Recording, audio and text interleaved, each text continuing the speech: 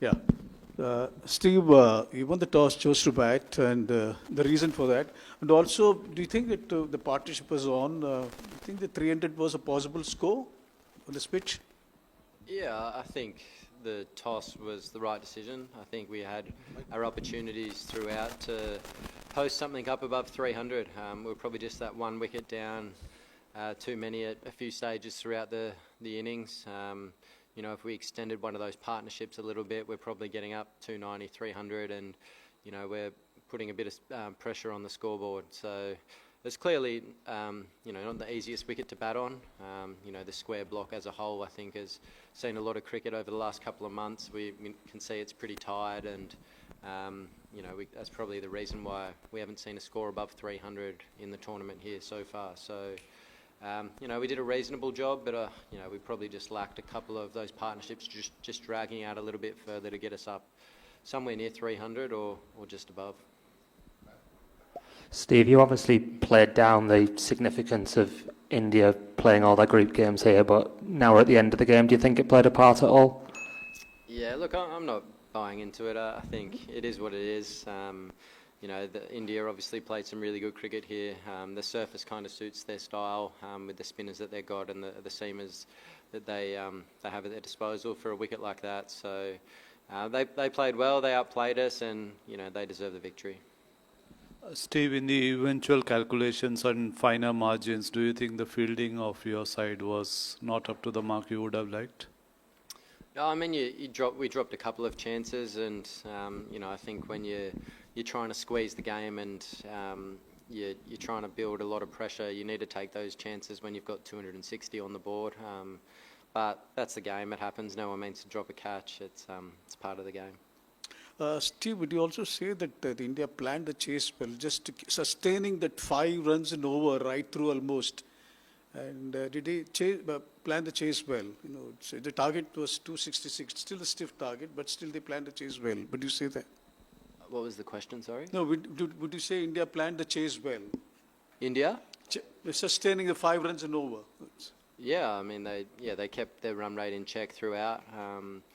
We were probably just 1 or 2 wickets away. It got pretty close towards the end. We were able to drag the game quite deep and try and put some pressure on that way. But yeah, obviously KL played really nicely at the end, and Hardik as well. So we took it as deep as we could. But yeah, they obviously chased really nicely. Steve, how much difference in Dubai pitches and Gaddafi Stadium Lahore pitches? You played in Lahore, so different result, do you think? The wickets we played on, they're completely different tracks. This one's quite slow, 2 pace, took some spin. I think the Gaddafi track's arguably one of the best one-day wickets in the world for batting. The ball skids on nicely, the outfield's lightning, and there's definite differences there. Steve, when Australia takes part in a semi-final, the expectations are always so high. You're always expected to win. Do you feel that when you play India, their reputation is as formidable? Could that have played a bit on the boys' mindset? Not really. I mean, I think we've got pretty good records in big games, in ICC events, and I thought the guys turned up and did a really good job. There's obviously a bit of inexperience in our team, particularly our bowling attack.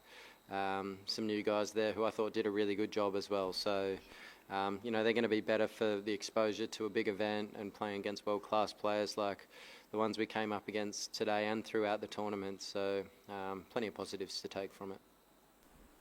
Steve, can you talk us a little bit through your dismissal and also kind of that period of the game in general? Was that a big moment? Yeah, missed a full toss.